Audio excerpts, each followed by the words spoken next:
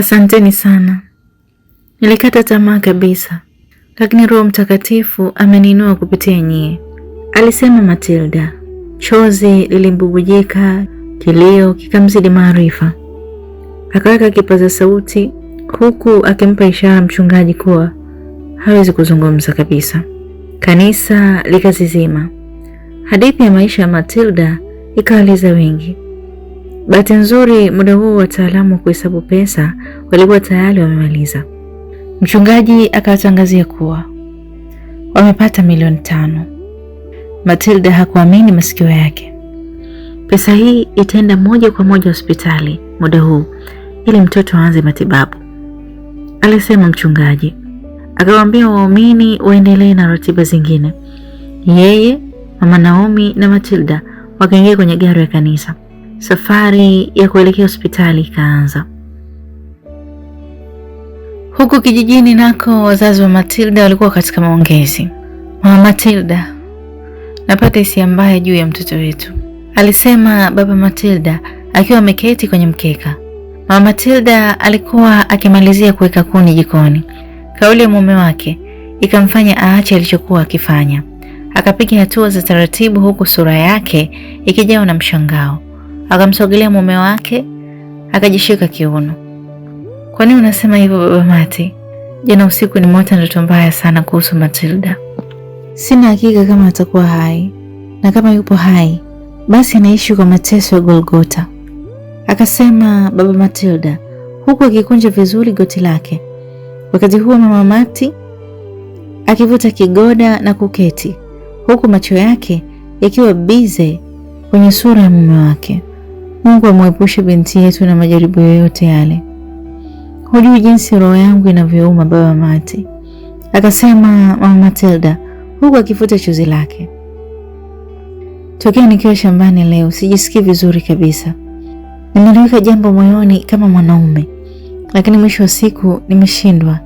Nimeona ni bora nilitoe. Huu wasiwasi sijui utaondoka lini. Baba Matilda, mtoto yupo hai na anatukumbuka sana. Ewe Yehova, tena kwa ajili ya binti yetu popote alipo, mpe roho ya kurejea nyumbani ili sisi tuwe na amani, akasema mama Matilda, mikono ikiwa juu.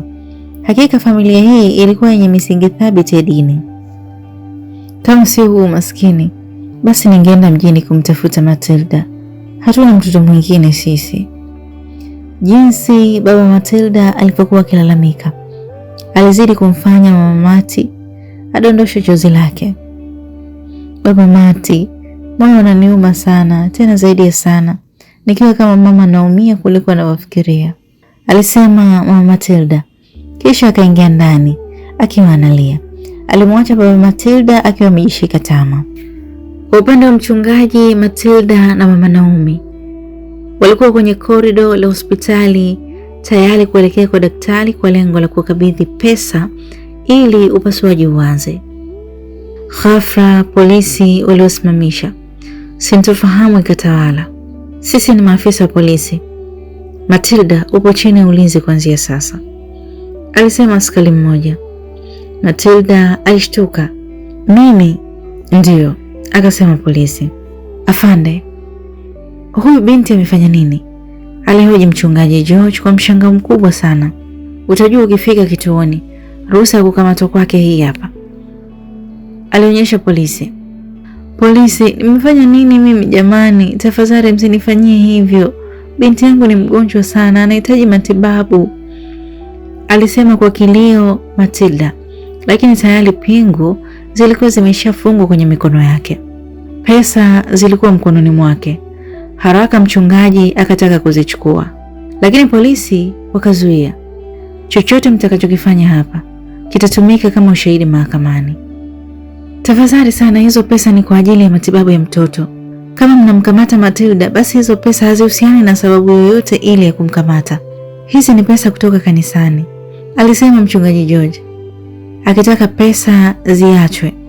Lakini polisi hao walikuwa tayari wameanza kumchukua kwa nguvu Matilda, ambaye alikuwa akipiga mayowe ya kutaka aachiwe ili akamtibie binti yake Patra. Aliucheza mchezo huu alikuwa amejibanza mahali akiangalia namna mpango wake unavyofanikiwa. Neema akashangilia baada ya Matilda kutupwa kwenye defender polisi. Gari hiyo ikaondoka haraka sana. Mchungaji na mama Naomi wakatazamana kwa mshangao mkubwa. Hawakujua waende wapi. Waingie kwa daktari bila pesa au waelekee kituo cha polisi ambacho walikuwa wametajiwa. Mchungaji, nenda polisi, mimi naenda kwa mzazi mwenzake, alisema mama Naomi, huku taharuki ikizidi kuwa kubwa ndani yao. Kwa mzazi mwenzake wakati amemkataa mtoto? Twende pamoja polisi kujua nini chanzo cha kukamatwa kwake. Na vipi kuhusu hali ya mtoto mchungaji? Aliuliza mama Naomi. Hapa sasa nachanganyikiwa mimi. Basi baki hapa ukiangalia hali ya mtoto, wacha mimi nikimbilie polisi, alisema mchungaji. Akakimbilia kwenye gari na kuondoa gari kwa kasi sana. Mama Naomi alipoona mchungaji ameondoka, naye akaondoka kuelekea kwa James kumpa taarifa. Neema akajitokeza, kisha akajinasibu kuwa ni lazima Matilda ataondoka Dar. Mchungaji George alipofika kituo cha polisi, alipaki gari kwenye maegesho, kisha akashuka haraka na kukimbilia ndani ya kituo hicho cha polisi. Akapatisha ngazi kabla ya kukutana na polisi. Afande, nimekuja haraka sababu bado sijajua sababu ya kukamatwa kwa huyu binti, alisema mchungaji akiwa anamwangalia Matilda ambaye alikuwa amekarishwa chini. Nifuate, alisema polisi huyo, kisha akamnyanyua Matilda wakaelekea kwenye chumba kimoja ambacho kilionekana wazi kilikuwa chumba cha mahojiano. Mlango ukafungwa. Ndani kulikuwa na askari wawili wengine ambao waliokuta humo. Huyu binti ni mwizi. Mahali anapoishi sio pake. Kuna mtu amemweka akae hapo, lakini mwenye nyumba amelalamika juu ya upotevu wa vitu vyenye thamani zaidi ya milioni 10. Alisema polisi huyo akiwa na sura kavu sana. Ameiba? Ndiyo. Afande, mimi sio mwizi na sijawahi kuiba chochote kile. Nimeishi pale kwa zaidi ya mwaka. Iweje leo ionekane mimi ni mwizi? James anakosea sana, alisema kwa uchungu sana Matilda. Kaa kimya, hupaswi kuongea chochote kile hadi pale alikustaki atakapofika hapa, alisema polisi huyo. Jamani, kuweni na huruma, huyu binti ana mtoto mdogo ambaye ni mgonjwa sana na yupo hospitalini. Hizo pesa mlizomkamata nazo ni michango ya kanisa kwa ajili ya matibabu, alisema mchungaji. Kwa kuwa umeshafahamu nini kilichopelekea akakamatwa, basi ni vyema ukakaa kimya huku ukisubiria uendeshwaji wa kesi hii. Kama unahitaji kuwa shahidi kwa hili, basi tukutane mahakamani, alisema polisi huyo ambaye alishapewa hongo na Neema ili kesi hiyo iwe hai. Nenda nje, akasema polisi huyo akimtaka mchungaji aondoke. Afande, kuwa na moyo wa utu japo hata kidogo. Mtoto wake anaangamia kule hospitali kwa kukosa matibabu. Ninaomba sana na nipo chini ya miguu yenu, ikibidi hata kuwa mdhamini wa hili. Hizo pesa anazihitaji zikamtibie binti yake, alisema mchungaji George akishinikiza apewe pesa hizo, lakini polisi wakamtoa nje mchungaji George. Matilda alikuwa mtu wa kulia muda wote, huku akiomba kwa Mungu kuhusu hali ya binti yake. Dakika chache baadaye aliingia Neema akiwa ameambatana na yule mwanaume anaitwa Masudi. Akavuta kiti na kuketi. Matilda alishtuka sana baada ya kumwona Neema. Matilda, kama unafikiria unaweza ukachomoka kwenye hili, basi sahau kabisa, alisema Neema. Polisi wakatoka ili kuacha wazungumze. Kumbe ni wewe ndio ulinifungulia hii kesi isiyo na kichwa wala miguu. Wewe ni mzazi mtarajiwa, si ndio? Utajisikiaje ukitendewa namna nitendewavyo mimi? Kumbuka binti yangu ipo hospitali na anahitaji matibabu, alisema kwa uchungu Matilda, huku chozi likimvuja. Alishindwa kufuta chozi sababu alifungwa pingu mikononi. Kumbe naumiza Basi hivi ndivyo ambavyo mimi pia naumia ninapokuona mbele ya macho yangu. Unachagua moja la kufanya, nalo ni kukubali kurudi kwenu kabla hujafikishwa mahakamani. Ukikubali, hii kesi naifuta haraka sana. Sitaki kukuona ukiendelea kuwa karibu na James kwa lolote lile, alisema Neema. Dada yangu, kama unafikiria mimi ni dhaifu kwenye hilo, naomba usahau kabisa. Ikibidi mniue, lakini siwezi kuidhurumu haki ya mwanangu kumjua baba yake, alisema Matilda. akapigwa kofi na Neema. Shenzi mkubwa wewe. Sasa endelea kujifanya mjuaji kwenye hili. Mwisho wako unakuja, alisema Neema, kisha aliondoka hapo akiwa na Masudi. Walipofika kwenye gari, Neema alionekana kuwa na hasira sana, sababu lengo lake halikuwa kesi, bali ni kumtisha tu Matilda. Usiwe na hasira, huu ni mwanzo tu. Naamini mateso atakayoyapata atakubali kuondoka mwenyewe, alisema Masudi, mwanaume ambaye alionekana kuwa karibu sana na Neema. Kama kuteswa inabidi ateswe hasa, kwa sababu amekataa kuondoka kwa uhuru, basi ataondoka kwa shari kama atakavyo, alisema Neema, kisha aliondoa gari haraka sana. Nikusaidie nini? Lilikuwa ni swali aliloulizwa Mama Naomi baada ya kufika ofisini kwa James. Hakukaribishwa ofisini, bali aliachwa getini azungumze. Ni kuhusu Matilda, alisema Mama Naomi akiwa na hema. Amefanyaje? Amekamatwa na polisi muda mchache uliopita, hadi sasa hatujui sababu ya kukamatwa kwake. Na kuomba James, hunijui lakini mimi ni jirani wa Matilda kule anakoishi. Fanya uwezalo ili aachiwe. Usinichekeshe ndugu yangu. Yaani umetoka kote huko hadi hapa ili kuniambia hicho tu? Unaonekana kama mwanamke mwenye busara zako, lakini sikutegemea kama mwisho wa siku ungesimama na mwizi, alisema James akionekana hana wasiwasi kabisa. Mwizi nimeishi naye kwa siku zote. Hakuwahi kuonekana na tabia hiyo ya wizi. Hata kama akawa mwizi, lakini ana haki ya kuokoa maisha ya binti yake. Fanya kwa ajili ya Patra, ni binti yako yule James, alisema Mama Naomi. Kofi likatoka kwenye shavu lake la kulia. Usirudie tena hiyo kauli. Hakuna unachojua kuhusu mimi. Ondoka, alisema kwa hasira sana James. Laiti kama ungelijua maisha anayopitia Matilda sasa hivi, wala usingethubutu kunipiga. Basi sio mtoto wako, lakini kumbuka wewe ndio uliomtoa kwao, basi thamini utu kama binadamu wa kawaida, alisema Mama Naomi kwa uchungu sana, huku mtoto akiwa analia mgongoni. Nini ambacho hujaelewa?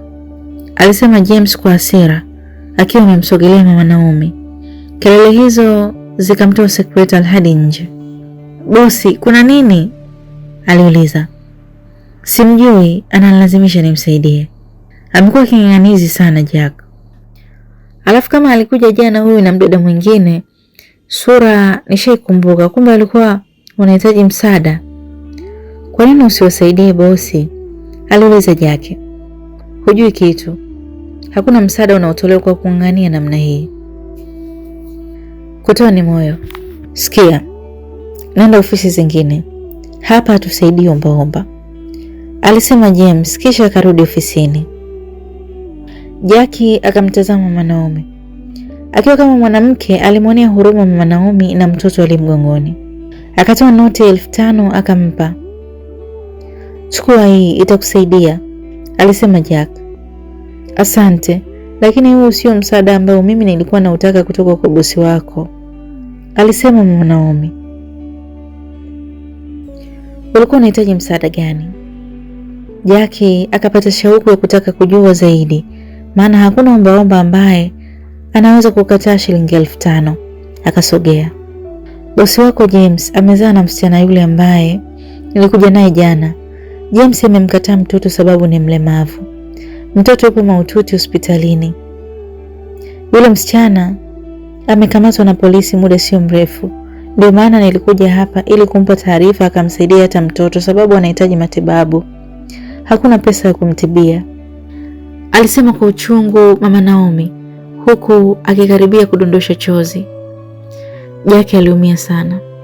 Sikia, chukua hii kadi yangu. Kwa lolote naomba unipigie. Nenda, sababu James ana hasira sana, alisema Jack. Kila alivyomtazama Mama Naomi akiwa anaondoka, alisikitika, kisha akarudi ofisini. Akamkuta bosi wake akiwa anataka kutoka.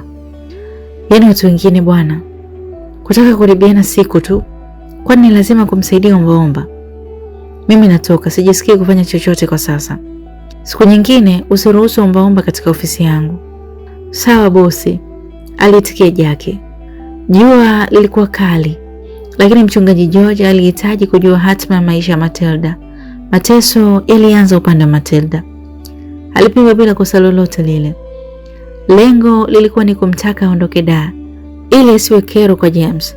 Ndicho alichokipanga Neema. Baada ya saa nzima, aliingia mama Naomi, akamkuta mchungaji George akiwa anachomwa na jua la mchana. Kulikoni hapo hospitali? Kuna usalama? Aliuliza mchungaji George kwa mshtuko, sababu alimwacha mama Naomi hospitali. Sijui mchungaji, lakini natumaini hakuna kitakachoharibika. Mungu aliye hai anapigana vita nzito muda huu. Vipi kuhusu Matilda? Bado yupo kituoni. Hizo sauti unazozisikia ni zake. Anaonekana kuwa kwenye mateso makali, alisema mchungaji. Jamani, sasa amewakosea nini? Wanasema ameiba vitu vyenye thamani kwenye nyumba anayoishi. Ameiba? Si kweli. Maisha anayoishi Matilda ni ishara tosha kuwa hawezi kuiba. Hawa watu kwa nini wameamua kumkatili binti wa watu jamani? Hatuna namna zaidi ya kusubiri muda utupe majibu sahihi. Kama hakufanya hivyo, basi ataachiwa tu. Ila kinachonipa hofu ni kuhusu binti yake. Sijui itakuwaje. Mchungaji, hapo ni pazito zaidi. Sababu uliponiacha hospitali, nilitoka na kwenda kwa mwanaume aliyezaa naye. Lakini huwezi amini, kamkataa mbele ya macho yangu. Kanipiga kofi pia, alisema mama Naomi akiwa anamweka vizuri mtoto. Sijui hata tufanye nini. Kwani wazazi wa Matilda wapo wapi? Wazazi wake wapo Njombe, pamoja na shida anazopitia, lakini alisema hawezi kurudi kwao wala kusema chochote kwa wazazi wake. Oh Mungu wangu. Basi wewe ungerudi tu nyumbani. Mimi nitabaki hapa kwa masaa kadhaa kwa ajili ya kujua hatima ya Matilda, alisema mchungaji George. Sawa mchungaji, kwa chochote kile tuwasiliane, alisema mama Naomi, kisha akaondoka kituoni hapo. Upande wa pili, gari moja lilikuwa likiendeshwa kwa spidi kubwa sana. Ndani yake alikuwepo James, akionekana kuchanganyikiwa. Maneno ya mama Naomi yaliendelea kujirudia ndani ya kichwa chake. Akawa anapiga usukani kwa hasira. Alikanyaga mafuta hadi nyumbani kwake. Akateremka haraka, kisha akaingia ndani kama akili yake ilivyomtuma. Ndivyo alivyokuta. Neema alikuwa ameketi huku akitikisa miguu yake.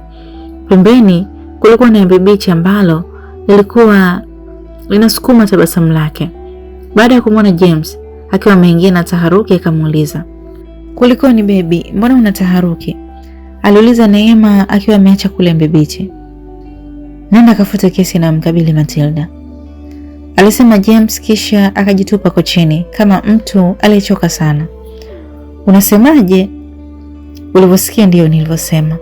Hakuna sababu ya kuendelea na kesi. Tuangalie namna nyingine ya kumfanya Matilda aondoke hapa mjini." Neema akamtazama kwa hasira James. "James, mimi natarajia kuwa mama wa watoto wako. Siwezi kuzaa mtoto katika familia yenye migogoro namna hii. Ikishindikana nitoe huku ujauzito ili ulee mtoto wako na Matilda," alisema Neema. "Sina maana hiyo Neema, sina lengo hilo.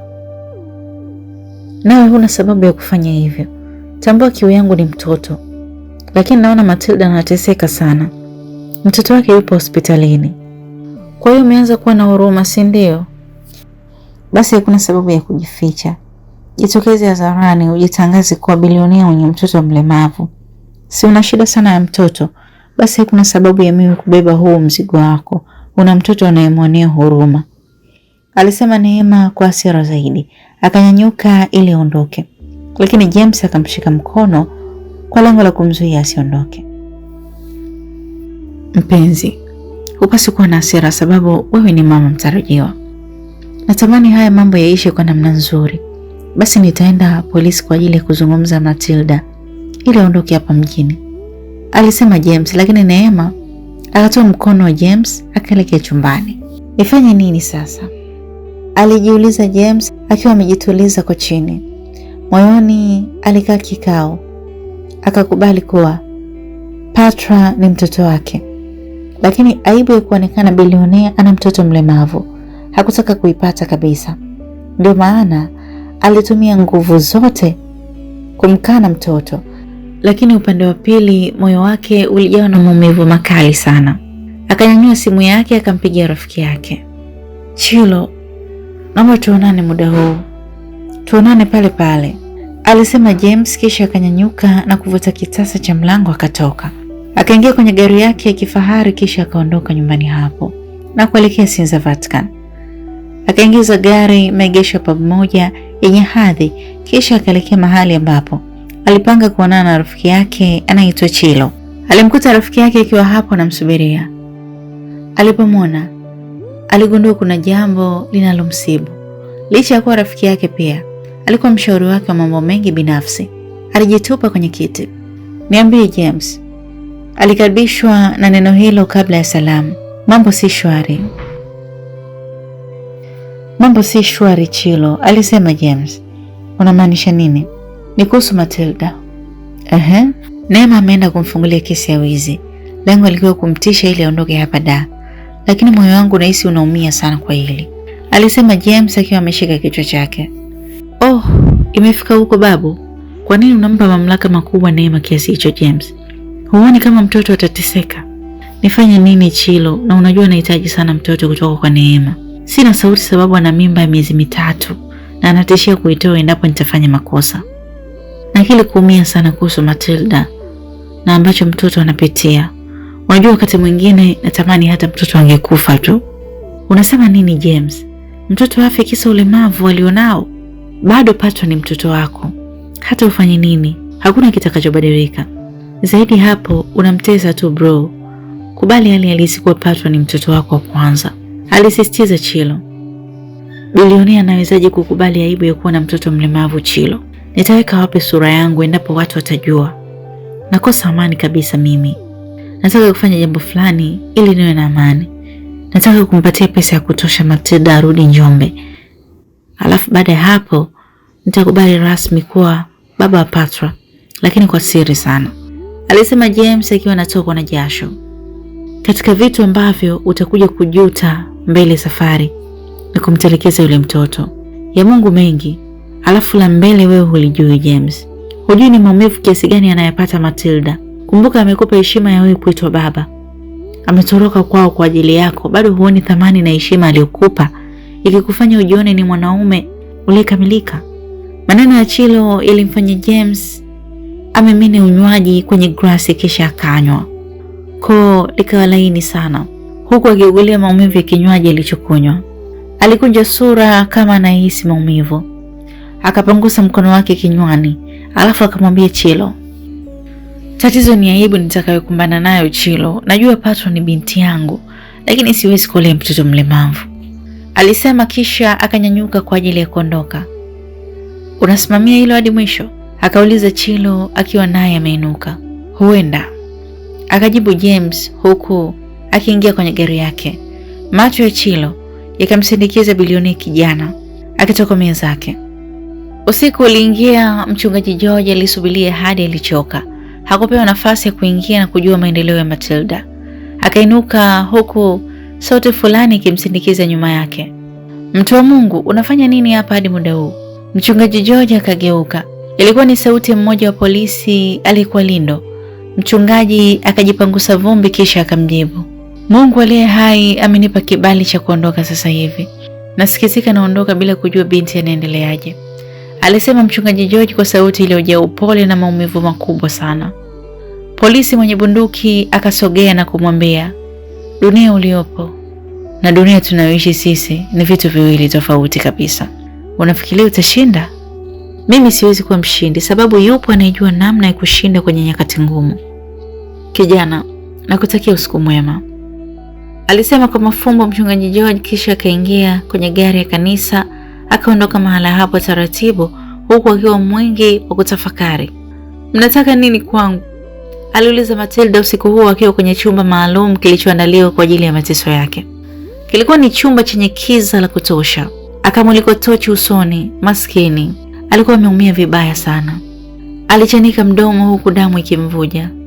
Nimekueleza mara nyingi kuwa unapaswa kuondoka hapa mjini, vinginevyo utazidi kuteseka, kisha utafungwa na kumkosa binti yako mazima, alisema polisi ambaye alikuwa akimpa mateso Matilda. Inaonyesha polisi huyu alimtesa Matilda kwa muda mrefu hadi alichoka, akawa na hema kwa uchovu. Kama mnaweza kuniua bora mniue, mfanye hivyo, lakini siko tayari kubeba msalaba wa dhambi kwa binti yangu. Siwezi kuondoka hapa, alisema Matilda kwa ujasiri. Sauti ya rungu kuanguka ikasikika, kisha geti likafungwa. Polisi aliondoka na kumwacha Matilda akiwa hoi sana. Muda huo bilionea James alikuwa akifika nyumbani kwake. Jumba lilikuwa giza tofauti na alivyotegemea. Mlinzi alipomfungulia geti, ikabidi amuulize, "Kwa nini jumba lipo giza?" Aliuliza akiwa ameshashuka kwenye gari. "Madam hayupo tokea jioni. Hata hivyo wafanyakazi wengine amewapa likizo isipokuwa mimi tu," alisema mlinzi huyo. "Hayupo tokea jioni?" "Ndiyo bosi, kwani hakukuaga? Maana alitoka na begi dogo hivi," alisema tena mlinzi. James akaelewa.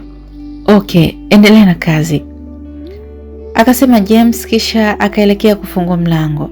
Akawasha taa, kisha akampigia simu Neema, lakini simu haikupokelewa usiku huo. Asubuhi ya siku iliyofuata, James hakutaka kufanya chochote zaidi ya kutaka kujua Neema alikuwa ameenda wapi. Akakumbuka ile kauli kuwa anaweza akatoa mimba. Akazidi kuingiwa na wasiwasi. Akapiga simu mahali akiwa ameegemea gari yake. "Hello mama," alisema James mara baada ya simu kupokelewa. "Unasemaje James?" Ikasikika sauti upande wa pili. "Nakuja sasa hivi, kuna jambo ambalo halipo sawa." "Sawa, karibu." Ikasikika tena simu upande wa pili, kisha simu ikakatwa. Alikuwa ameshajiandaa, hivyo kilichobaki kwake kilikuwa ni kutoka tu. Akapanda kwenye gari yake, kisha akatoka kuelekea mahali alipopiga simu. Haikuchukua muda mrefu sana kufika alipokusudia. Alikuwa tayari yupo mbele ya nyumba moja iliyo na hadhi kubwa. Akapiga honi, mara geti likasukumwa na kumpa nafasi aingize gari humo. Akiwa anaingia maegesho gari, akaliona gari la Neema likiwa limeegeshwa paki eneo hilo. Ikampa ishara kuwa Neema yupo hapo. Alionekana kuwa ni mtu aliyesongwa na mawazo sana James. Akashuka kisha akaelekea ndani ya nyumba hiyo. Akamkuta Neema akiwa ameweka miguu yake kwenye miguu ya mwanaume mmoja alikuwa akichezea simu. Hakuna aliyestuka kati yao hata baada ya kumuona James. Mshangao ukawa mkubwa kwa James. Mara mama mmoja akafika hapo akitokea chumbani. "James, karibu," alisema mama huyo ambaye naye aliketi kabla ya James kuketi. James akaketi taratibu huku akimtazama mwanaume huyo. "Oh, ni Masudi huyo, kaka yake Neema, ametokea Dodoma," alitambulisha mama huyo ambaye alionekana kuwa ni mama yake Neema.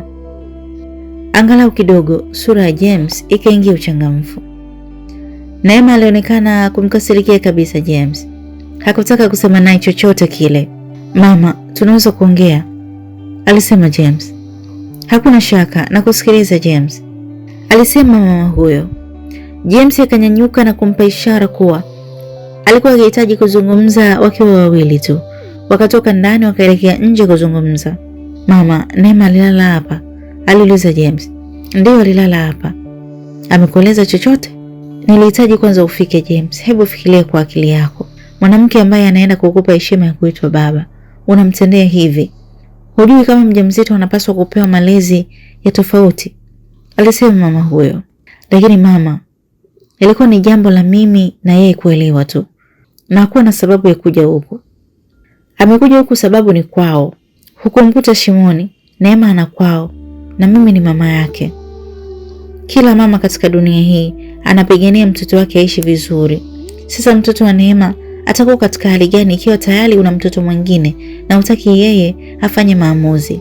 "Sio hivyo mama. Yote nimezungumza na Neema. Ilikuwa ni mimi kwanza kutekeleza. Mama, nisingeweza kuwanunulia hii nyumba kama nisingekuwa na nia na Neema. Nimefanya yote sababu ya upendo wangu. Najua Neema anaenda kuwa mama miezi michache ijayo. Jukumu langu ni kuhakikisha natekeleza ahadi zangu, ikiwemo na kumrudisha kwa Matilda, si ndio?" alihoji mama Neema, akionekana kuutambua vizuri mgogoro wa James na Neema. Kigugumizi kikamjaa James.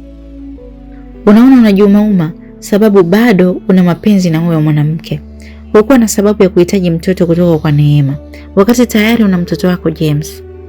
Mama, yote yanazungumzwa sababu naonekana mimi kama vile sitaki Matilda aondoke. Kinachonipa wakati mgumu ni hali ya mtoto wake. Laiti kama angelikuwa mzima, basi angeondoka muda mrefu. Kwa sasa yupo kwenye matibabu, akipona ataondoka mama. Hivyo sasa akishaondoka ndipo utamchukua Neema. Kwa sasa mwache aishi hapa, alisema mama Neema, kisha haraka akaingia na kufunga mlango. James akajaribu kufungua na kuita, lakini hakuna aliyefungua mlango. Tunarudi huku kwa upande wa mama Naomi akiwa anaongea na simu. Mimi ni mama Naomi, alisema mama Naomi, simu ikiwa sikioni, akiwa anamnyonyesha Naomi. Alikuwa amekaa kwenye gogo chini ya mti nje kidogo ya eneo analoishi. Sauti ya Jackie ikasikika. "Oh, uko wapi?" Alihoji Jackie ambaye ni mfanyakazi katika ofisi ya James. "Nipo nyumbani, hata hivyo najiandaa kuelekea hospitalini," alisema mama Naomi, akiwa anaweka titi vizuri baada ya Naomi kushiba. "Tunaweza kuonana?" "Hakuna shida, sijui tutaonana wapi. Nielekeze hiyo hospitali. Mchana nitakuja hapo." "Ni JM hospitali, Magomeni Mapipa." "Sawa, naijua hiyo hospitali. Naomba ubaki hadi mchana." "Haya sawa," alisema mama Naomi, kisha alikata simu hiyo. Haraka akamweka Naomi mgongoni, akaelekea kituo cha daladala kwa ajili ya kuelekea hospitali. Lakini alihitaji kujua kwanza kuhusu Matilda. Akapiga tena simu kwa mchungaji, akaambiwa kuwa hadi kufikia muda huo hakukuwa na taarifa nyingine kuhusu Matilda. Alinyimwa hata haki ya kumwona. Majibu hayo yalimfanya mama Naomi amwone huruma sana Matilda. Akaweka simu kwenye sidiria kisha akazidi kuelekea kituo cha daladala.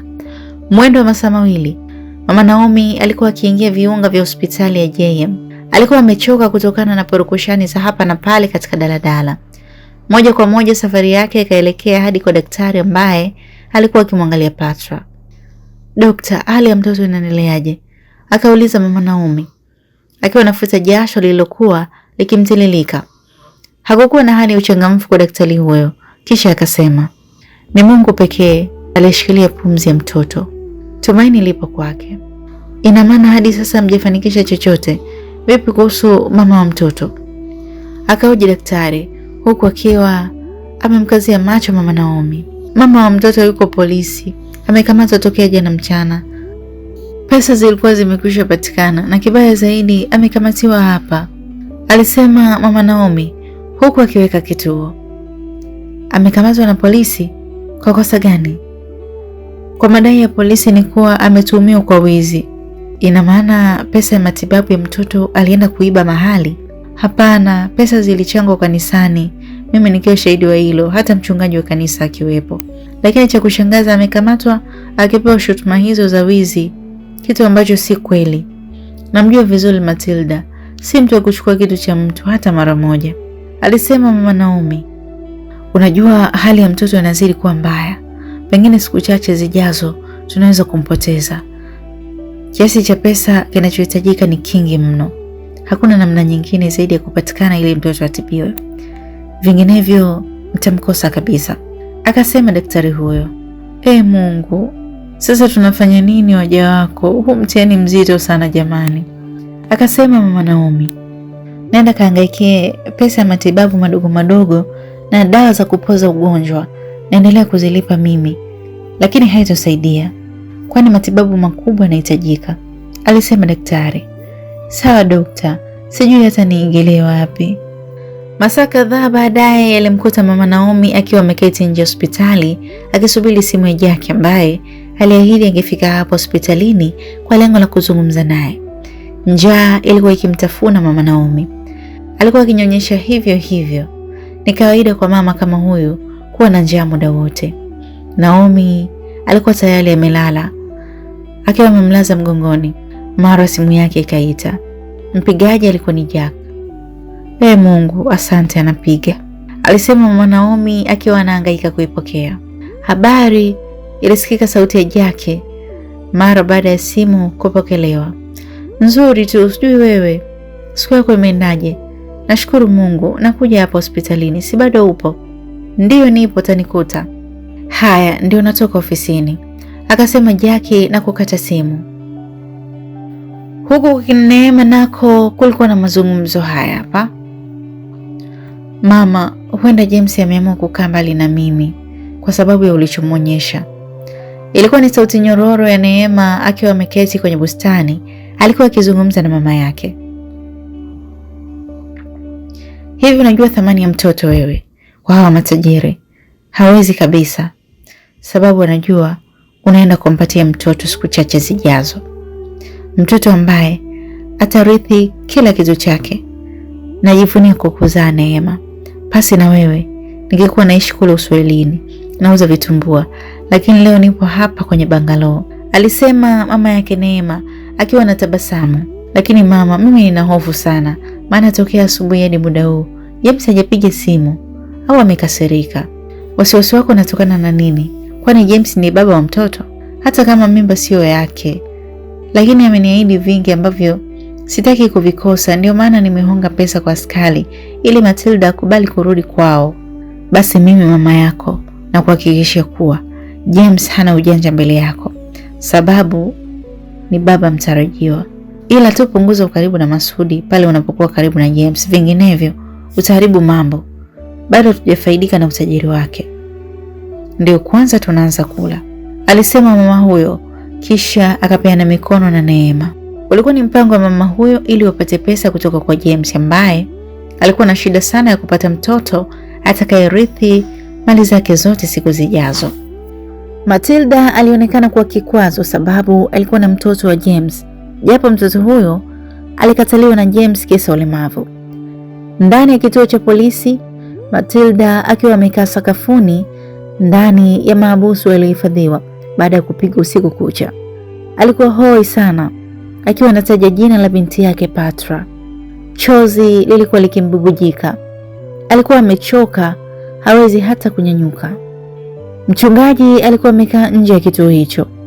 Mara gari nyeusi ilionyesha kuwa haikuwa gari ya thamani ndogo, iliingia ndani ya uzio wa kituo cha polisi. Akashuka James akiwa amevalia miwani. Akaongoza moja kwa moja hadi mapokezi. Hakuhitaji kujitambulisha sana sababu muonekano wake pekee ulionyesha yeye ni mtu wa namna gani. Nahitaji kumwona Matilda, alisema James akiwa ameegemea meza ya mapokezi. Mbele yake kulikuwa na polisi wa kike ambaye alikuwa akimsikiliza. Zunguka, akasema polisi huyo akiuangalia utanashati wa James. Haraka James akazunguka, akamfuata polisi huyo ambaye alimpeleka James hadi mahabusu aliyohifadhiwa Matilda.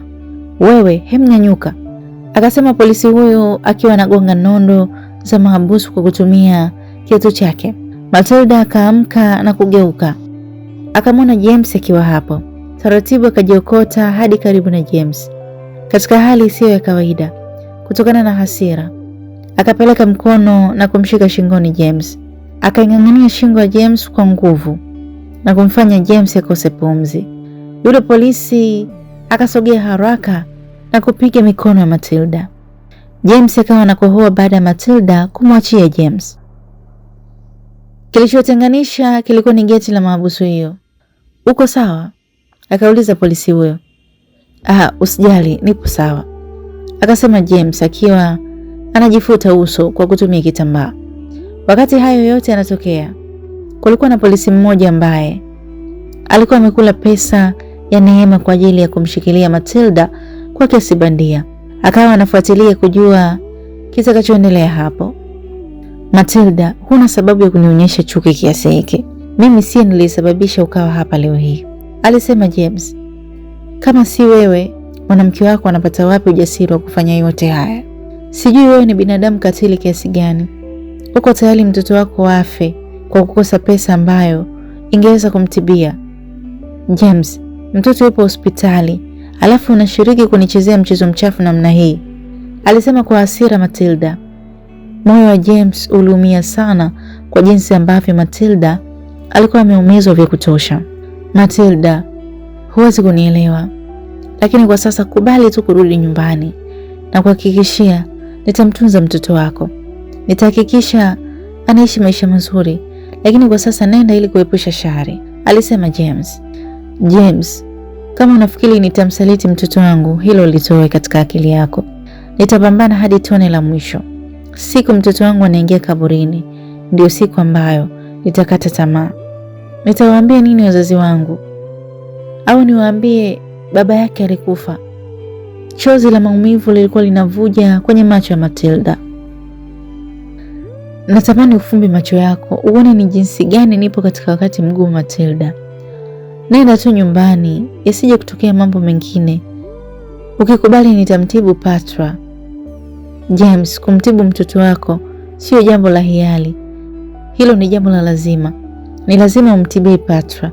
Na laiti kama hutofanya hivyo, nitahakikisha unafirisika, alisema kwa hasira Matilda hadi James akastuka. Mara polisi akamwambia James, muda umekwisha. Alisema akiwa anamtoa James ambaye akitafakari kauli ya Matilda kuwa atahakikisha anafirisika.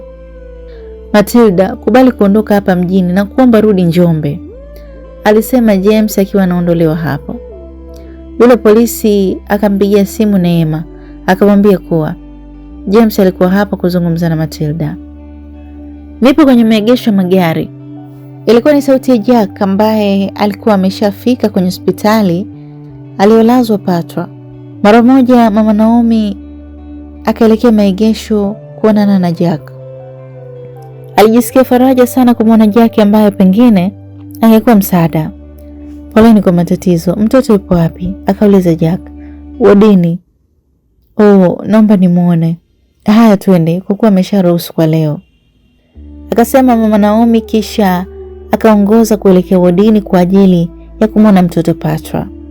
Wakapewa mavazi maalum kwa ajili ya kuingia kwenye wodi ambayo ilikuwa chini ya uangalizi maalum. Patra alikuwa amelala juu ya kitanda. Alikuwa hawezi kula mwenyewe, bali kulishwa kwa mpira. Alikuwa mdhaifu mno, macho yalimtoka Jack. Ilikuwa ni jambo ambalo lilimshangaza sana kwa bilionea kama James amtelekeze mtoto ambaye anateseka kiasi hicho. Akasogea na kumtazama vizuri Patra. Chozi lilimbubujika Jack, huku akiishiwa hata aseme nini. Mshangao mkubwa ulimjia Jack. Akamtazama mama Naomi. Hiyo ndio hali halisi dada. Mtoto anateseka mno. Hakuna tumaini, alisema mama Naomi akitoa tabasamu la maumivu. Japo hakuwa mtoto wake, lakini maisha ya Patra na mama yake Matilda yalimgusa mno. Maskini, hebu tuzungumze vizuri nje, akasema Jack, akionekana wazi hawezi kuvumilia kuangalia namna Patra alivyokuwa akiteseka na homa ya mapafu. Jamani, roho inaniuma sana. Siamini kama bosi wangu anaweza kufanya hivi. Unajua huu ni zaidi ya unyama, akasema Jack akiwa ameketi, mama Naomi akiwa amesimama. Hatuwezi kumsingizia. Patra ni binti yake wa kumzaa, ni damu yake, lakini kwa kuwa ni mlemavu ameamua kumkataa kabisa, akasema mama Naomi. Lakini moyo na akili ya Jack haikutaka kuamini kabisa kwa namna ambavyo bosi wake alikuwa akiishi naye ofisini. Yupo kituo gani mama yake? Akauliza. Ukihitaji nitakupeleka hata sasa hivi. Basi twende huko, akasema Jack, kisha wakaelekea kwenye gari. Safari ya kutoka hospitali kuelekea kituo cha polisi ilianza. Masaa kadhaa baadaye walifika kituo cha polisi. Ilikuwa ni majira ya jioni, jua likiwa linaangaza ulimwengu dakika za mwisho. Waliposhuka walikutana na mchungaji George ambaye alishinda hapo kituoni kutwa nzima hadi mida hiyo ya jioni. Shikamoo baba, akasalimia Jack. Marhaba, vipi hali ya mtoto? Akauliza mchungaji. Hakuna tumaini mchungaji, tumehangaika mno huku na kule, ngoma bado ngumu.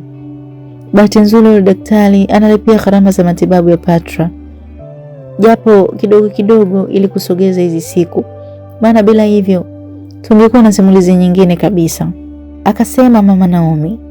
Hata hapa ngoma bado ngumu. Sijamwona Matilda toka asubuhi nimefika hapa hadi muda huu. Umeongozana na nani? Huyu ni mfanyakazi kwenye ofisi ya James, mwanaume aliyezaa na Matilda. Oh, karibu.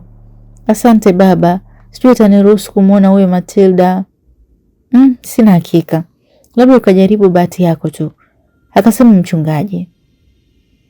Jackie akitazama kituo cha polisi. Kisha akaelekea huku mchungaji akiendelea kupewa maelekezo kuhusu Jackie. Kiatu kirefu cha Jackie kikagusa ngazi na kuanza kupandisha kuelekea mapokezi alipo. Alipofika akamkuta askari alikuwa zamu hapo. "Nikusaidie nini?" aliuliza. "Naitwa Jack. Nimekuja kumwona Matilda," alisema. Yule polisi akamtazama kwa sekunde chache, kisha akashusha pumzi na kumweleza kuwa ni dakika 2 tu. Huyu mtu hapaswi kuona na mtu yoyote yule. "Nafanya hivi sababu wewe ni mwanamke mwenzangu," alisema, kisha akaongezea, "Fanya haraka." Akaelekezwa mahali ambapo angemwona Matilda, japo dakika 2 zisingetoshea kuzungumza naye, ila alihitaji kumwona na kupata uhakika kuwa ana mtoto na bosi wake. Akapelekwa chumba kimoja ambacho kilikuwa rasmi kwa ajili ya kuonana na mahabusu. Akasubiria hapo Matilda aletwe. Sekunde chache Matilda akafika hapo akiwa ameongozana na yule polisi. Hakumkumbuka Jack sababu alimwona kwa mara ya kwanza pale ofisini kwa James. Hivyo ilikuwa rahisi kwake kukubali kuonana na Jack. Akaketi huku akiwa anamtazama sana Jack. "Samahani na pole Matilda, naitwa Jack," alijitambulisha Jack. "Unanifahamu mimi?" akauliza Matilda, akionekana alikuwa ametiswa sana. Uso ulikuwa na majeraha kadhaa. "Ndiyo, nakufahamu japo si sana." "Mbona mimi sikufahamu?" aliuliza Matilda. "Mimi ni mfanyakazi wa James. Nimekuja nahitaji kujua baadhi ya vitu kutoka kwako," akasema Jack. "Kwa hiyo James amekutuma uje kwangu unilaghai kwa kutegemea kuwa nitakubali, si ndio? Sikia nikwambie kitu kimoja. Nimeamua kuishi maisha ambayo sitaki kuitwa msaliti na mtoto wangu. Nitasimama naye hadi mwisho. Na kama unafikiria utaweza, basi nakwambia katu hautaweza kunishawishi kwa chochote kile. Nenda kamwambie James kama mtoto wangu atakufa, basi atabeba msalaba na kamwe sitakubali," alisema kwa hasira sana Matilda, hadi yule polisi akaona ni bora amrejeshe mahabusu, maana kusingezungumzika kabisa.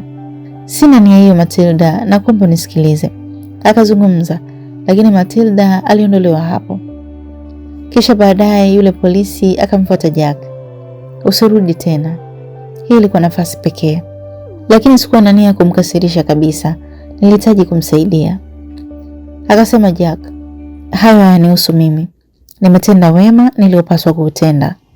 Utamsaidiaje ni juu yako," akasema polisi, huku akimtaka Jack aondoke kiunyonge sana, tofauti na alivyoingia kituoni. Jack alionekana akishusha ngazi kwa kutumia kiatu chake kirefu. Macho yake yakatua aliposimama mchungaji na mama Naomi. Mara moja wakasogea karibu kumpokea. "Vipi? Umefanikiwa kumwona?" akauliza mchungaji. "Anaendeleaje?" akauliza mama Naomi, huku nyuso zao zikionyesha shauku kubwa ya kutaka kujua kilichotokea huko ndani. "Hataki kuzungumza na mimi. Inaonyesha ana maumivu makali sana," akasema Jack akiwa amesogea karibu na gari yake. Mchungaji na mama Naomi wakiwa wanamfuata. "Vipi, yupo salama?" akauliza mchungaji. Jack akatikisa kichwa kama ishara ya kuwa Matilda haipo salama. "Niambie imekuwaje?" alihoji mchungaji. Yeye ndiye alimpokea Matilda kanisani kwa mara ya kwanza. Hivyo Matilda kwake ni sawa na mtoto wa kumzaa. "Siwezi kuzungumza, nahitaji kutuliza akili. Bwana nitamsaidia vipi? Tutawasiliana," akasema Jack, kisha akaingia kwenye gari yake na kuondoka haraka sana. Akawaacha mchungaji na mama Naomi wakiwa hawajui kilichoendelea kati ya Jack na Matilda. Ni bora angeeleza kilichotokea kuliko kukaa kimya. Hapana shaka amemwona Matilda. "Roho inaniuma sana," alisema mama Naomi, akionekana kujawa na uchungu. Chozi lilimlenga. Alikuwa hajatulia tokea asubuhi kwa ajili ya Matilda. Naomba urudi nyumbani, giza linaanza kuingia. Pesa hii itakusaidia. Mimi narudi kanisani kwa ajili ya maombi. Najua shetani yupo mahali anafanya kazi yake. Akasema mchungaji, kisha akampatia noti ya 10,000 mama Naomi. Lakini mchungaji, natamani nilale hapa ili nijue Matilda anapitia wakati gani. Naona kama tunamzika Matilda bila kusikia kilio chake. Akasema mama Naomi akiwa ameshika noti mkononi huku chozi likianza kumvuja. Usilie, hakuna marefu yasiyo na ncha. Kuwa na imani kuwa Mungu atatenda na Matilda atatoka. Sawa mchungaji, alisema mama Naomi. Akaita bajaji kwa ajili ya kurejea anapoishi, maana kwa muda huo ingekuwa shughuli pevu kupata daladala. Kwa wanaoishi Dar wanajua aliingia hapo giza vuguvugu la kugombania usafiri zinavyochukua sura tofauti. Mchungaji alisubiria hadi mama Naomi alipoondoka, ndipo naye akaondoka kituoni. Mawazo chungu mzima yalikuwa yakitapakaa kwenye kichwa cha bilionea James. Alikunywa pombe ili kuondoa mawazo yaliokuwa kichwani kwake. Moyo wake haukuwa na pingamizi kuwa mtoto Patra alikuwa ni damu yake. Lakini Neema alikuwa na ujauzito ambao aliamini wazi ni wake. Alikuwa na tumaini kubwa la kupata mtoto ambaye angekuja kuwa mrithi wa utajiri wake uliokithiri. Hakupokea simu ya Neema wala mama yake Neema. Alizidi kuchanganyikiwa. Licha ya utajiri alionao, lakini alijikuta katika wakati mgumu sana kisa mtoto. Akifikiria namna Matilda na mtoto wanavyoteseka, anajikuta akikuna kichwa chake. Alitamani sana kumsaidia Matilda, lakini pia wazo la kuwa mtoto afe lilikuwa likimtawala. Kauli ya Matilda kuwa atahakikisha anamfilisi ilianza kumnyima raha. Akamtafuta Chilo ili apate ushauri. Yupo sahihi, sababu ana mtoto ambaye akipimwa DNA itagundulika wazi ni wako. Akikufungulia kesi unafikiria utatokea wapi kaka? Hii serikali haiangalii una pesa kiasi gani. Kwa kifupi alichosema na uhakika nacho James. Alisema Chilo wakati wameketi mahali wakipeana ushauri. Sasa nifanye nini? Nimhudumie mtoto kisha nimtoe Matilda? Kama amekataa kurejea kwao, hata kama utafanya yote bado atakugandamiza James. Kama nilivyokuambia, serikali ipo macho sana kwa kesi za namna hii. Sasa unanishauri lipi kaka? Kubali kuwa Patra ni binti yako. Mlai kama binti yako. Mfanye Matilda aone mpo pamoja. Kisha mfanye kwa siri ili Neema asijue chochote hadi pale atakapojifungua. Ushauri wako ni mzuri sana. Nimetafakari usiku kucha. Nawezaje kumaliza hili jambo katika namna ambayo itaniacha salama. Ikishindikana njia hiyo kaka, jua kuwa hilo jambo ni gumu kuliko ufikiriavyo. Hapana shaka Matilda ana hasira na wewe kwa sababu anahisi wewe umeshirikiana na Neema ili kumweka yeye ndani, alisema Chilo. Naamini Patra akipatiwa matibabu hilo haliwezi kuwa shida kwa Matilda. Ikibidi nitamtibia nje ya nchi ili Matilda aende na mtoto huko hadi wao watakaporejea nchini. Nitakuwa nimejipanga vizuri kuhakikisha hakuna kinachoharibika. Tena hapo utakuwa umeua ndege wawili kwa jiwe moja kaka. Acha Neema aamini kuwa Matilda amerudi kwao, lakini upande wa pili unapambana kuhakikisha anatibiwa. Naamini utashinda. Haikuwa rahisi kwa Jackie kupata usingizi usiku huo. Taswira ya Patra namna anavyoteseka hospitalini iliendelea kujirudia katika ufahamu wake wa akili. Alijikuta akiwa katika nyakati ambayo kila alichokiwaza kilizidi kuibomoa akili yake. Ikiwa ngumu kukubali ukweli kuwa bosi wake James alikuwa ametenda unyama ule. Asubuhi mapema Jackie akaondoka katika makazi yake. Alifunga safari kuelekea kwa mama yake James. Alihitaji zaidi kujua baadhi ya mambo ambayo yangemfanya apate njia ya kulianza jambo hilo ambalo aliona wazi lilimhitaji kwa kiasi kikubwa. Alipafahamu kwa mama yake James. Hata mama yake James alikuwa akimfahamu sana Jack. Alipomuona alimkaribisha ndani. Jua lilikuwa tayari limeshaanza kuchoma na kuunguza ngozi. Chai ikawa tayari, wakaketi mezani kwa ajili ya kuzungumza.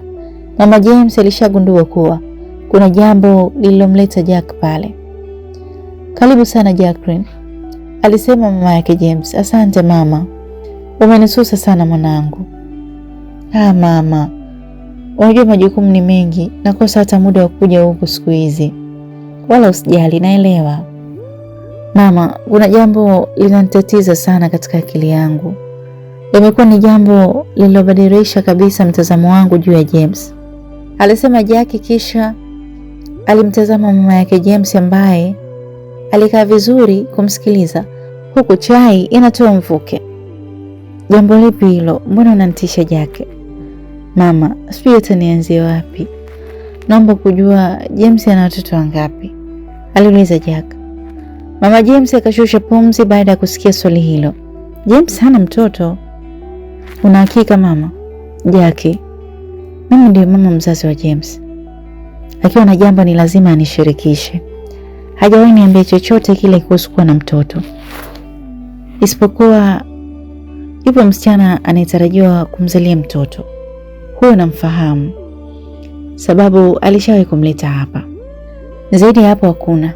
Sijui ni kwa nini umeuliza hilo swali. Mama, naomba nikwambie hili jambo. Pengine nitatoa mzigo fulani kichwani pangu. James ana mtoto ana miaka 3 sasa, anaitwa Patra, alisema Jack. Mama James akastuka kidogo. James ana mtoto? Hilo haliwezekani Jackie. Hawezi kuwa na mtoto alafu anifiche mimi, angeniambia tu, akasema mama James. Hata mimi nilistuka na sikuamini kama wewe ambavyo hauamini. James kuwa na mtoto sio tatizo, ila tatizo ni kwamba amemkataa huyo mtoto kwa sababu ni mlemavu. Na hapa ninapozungumza, mtoto huyo yupo hospitali Magomeni. Hali yake sio nzuri kabisa. Mama wa mtoto yupo polisi kwa kesi ambayo inaonekana wazi kuwa James ameitengeneza. Jackie, hivi unajua unazungumza maneno mazito sana ambayo hayaingia akilini mwangu. James hajawahi niambia kuwa na mtoto. Hili jipya kulisikia. Mama, hiyo ndo hali halisi. Mtoto amefanana sana na James. Nimekuja hapa sababu sitaki mjukuu wako azidi kuteseka. Sikujua kama James hakukwambia kuhusu hili. Mama, nakuomba fanya jambo katika hili, vinginevyo mtoto anaweza kufariki kule hospitalini, akasema Jackie akiwa na uso uliopoteza nuru. Alihitaji huruma ya mama James kuingilia kati, huku akiamini fika kuwa si rahisi kumfikia James ambaye ndiye bosi wake. Jackie, nahitaji kwanza kumwona huyo mtoto. Kama tunaweza ongozana hospitalini muda huu, itakuwa vizuri. Sawa. Mama James na Jackie wakakubaliana kuwa waelekea hospitalini kwa ajili ya kumwona Patra. Asubuhi hiyo Neema akaelekea kituo cha polisi.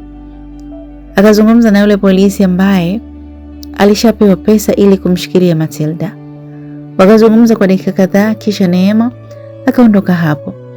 Kitendo cha kupokea simu ya polisi kuwa James alienda polisi kilimfanya atengeneze mpango mwingine kwa ajili ya kutekeleza takwa lake kwa Matilda, ambaye kadri muda ulivyokuwa ukienda alikuwa akiendelea kuteseka pale kituo cha polisi.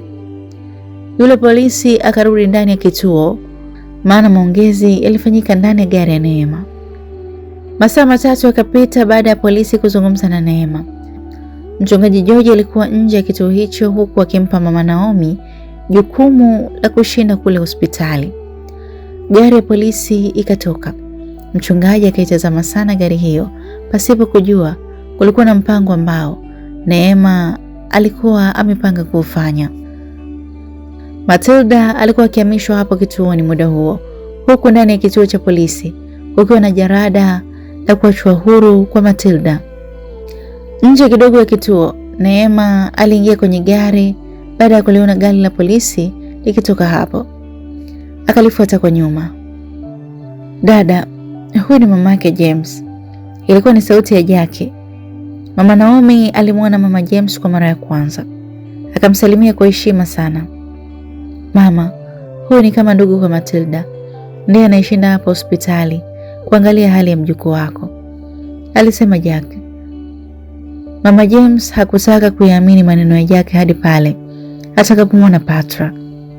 Wakapewa ruhusa na daktari, kisha wakaingia ndani ya wodi. Mama James akamwona Patra kwa mara ya kwanza. Alikuwa katika mshangao mkubwa sana. Sura ya Patra ilikuwa imefanana sana na sura ya James.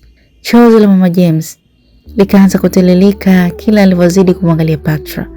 Sio tu kwa sababu ni mjukuu wake, bali kilichomliza ni jinsi ambavyo Patra alikuwa juu ya kitanda akipigania uhai wake. Mashine pekee ndizo zilizokuwa zikimpa uhai mtoto huyo. Kwa nini hakuniambia James? Aliuliza mama yake James akiwa ameshikilia kitanda kwa uchungu mkubwa sana.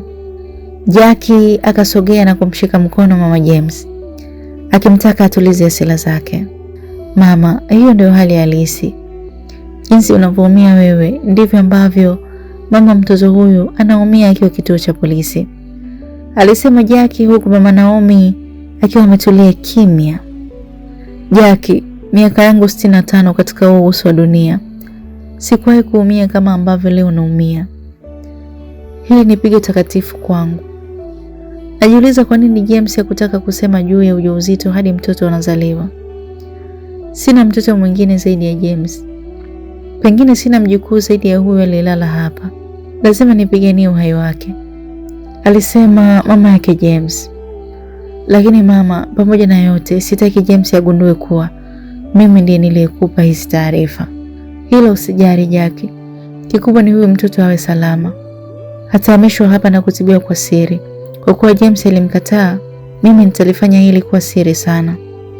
Pia nipo tayari kuandaa wakili kwa ajili ya huyo msichana aliye polisi. Nitalimaliza hili bila kuharibu upande wowote ule, akasema mama yake James. Muda wote huo mama Naomi alikuwa akilia kwa furaha baada ya mzigo huo kutuliwa. Mzigo ulikuwa mzito upande wao, maana ilikuwa ni ngumu sana kupata pesa za matibabu ya mtoto. Mama James akazungumza na uongozi wa hospitali kwa ajili ya kumhamisha Patra kumpeleka Muhimbili kwa ajili ya upasuaji. Jambo hilo likafanyika haraka sana. Gari maalum ya wagonjwa ikaondoka na Patra na mama Naomi, huku Jackie na mama James wakielekea polisi kwa ajili ya kuzungumza na Matilda. Hadi kufikia muda huo, hakuna aliyejua kuwa Matilda alikuwa ameondolewa kituo cha polisi, huku mpango huo ukisukwa na Neema. Safari ya gari ya polisi ilikuwa ni nje kabisa ya jiji la Dar es Salaam. Palikuwa na jumba moja lililo kando ya msitu. Matilda akaingizwa ndani ya jumba hilo lililoonekana kutulia sana. Neema akaingia pia. Kuwa makini, nimefanya kwa upande wangu. Nahitaji hicho kiasi kabla ya kupambazuka, ili kama kuna kitakachotokea nisife kama mzoga, akasema polisi ambaye alicheza mchezo huo wa kumhamisha Matilda na kuandaa jarada kuwa aliachiwa huru. Ndani ya masaa 12 kuanzia sasa, kiasi kitakuwa ndani ya akaunti yako. Ondoa shaka. Asante kwa hili. Nikwambie tu kuwa kazi yako imeishia hapa, lakini sio mwisho wa mimi na wewe. Huu ni mwanzo mzuri, alisema Neema, kisha akatoa bahasha ambayo ilikuwa imetuna, akampatia polisi huyo.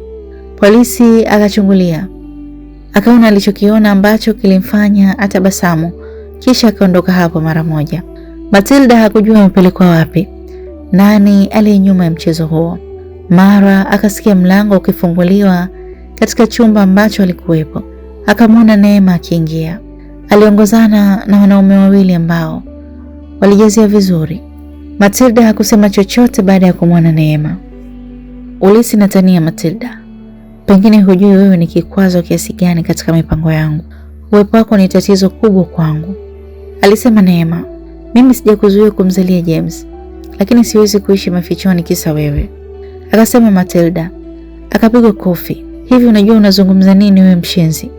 James ana mtoto mmoja tu, huyu aliye tumboni, na si vinginevyo.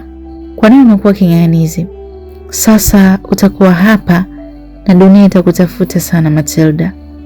Hakuna atakayejua, hakuna atakayekuja kukusaidia hapa. Na kama utaendelea kuleta ubishi, basi nitamuua binti yako, alisema Neema. Alionyesha wazi kuwa hakuwa mtu wa masihara kabisa. Unasemaje umuue mtoto wangu? Laiti kama kitamkuta chochote Patra, basi nitalipiza. Hata umaanishi utatokaje hapa? Hilo ni suala unalopaswa kujiuliza kiasi. Neema akatoa simu yake kisha akamwonyesha video ambayo ilivuruga kile Matilda.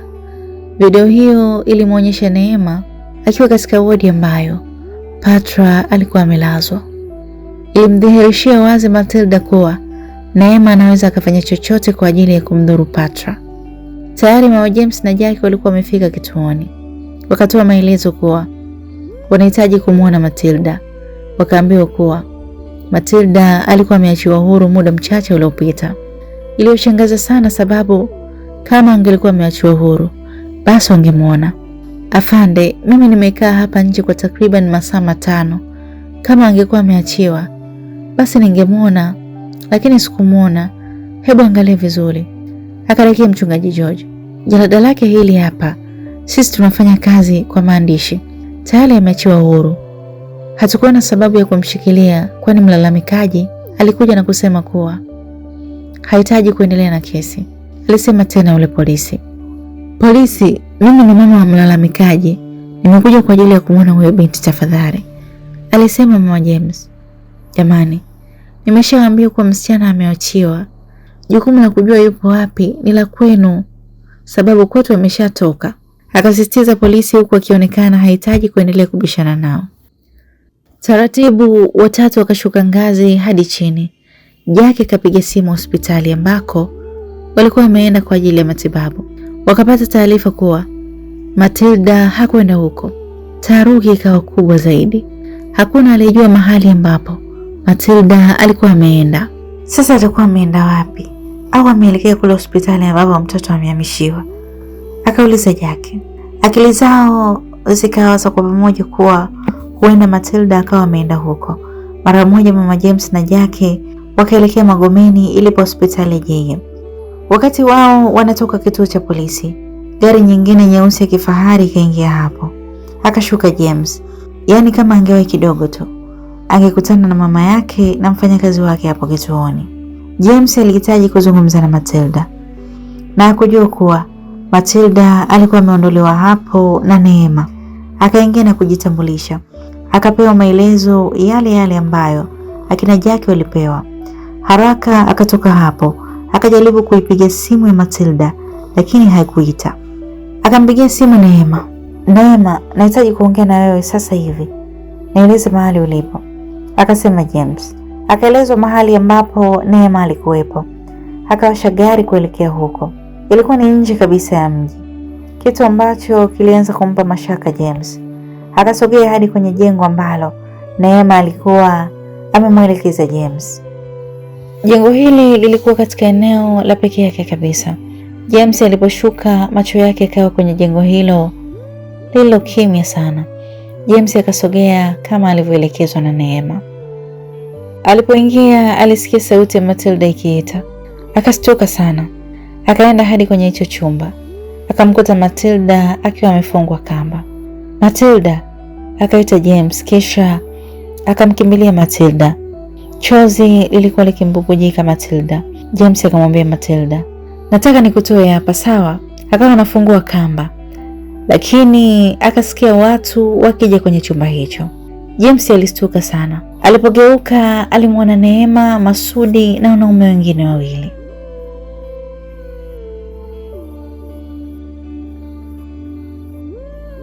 Tuweke nukta hapa katika sehemu yetu ya pili ya simulizi nzuri sana inayoitwa Pigo Takatifu.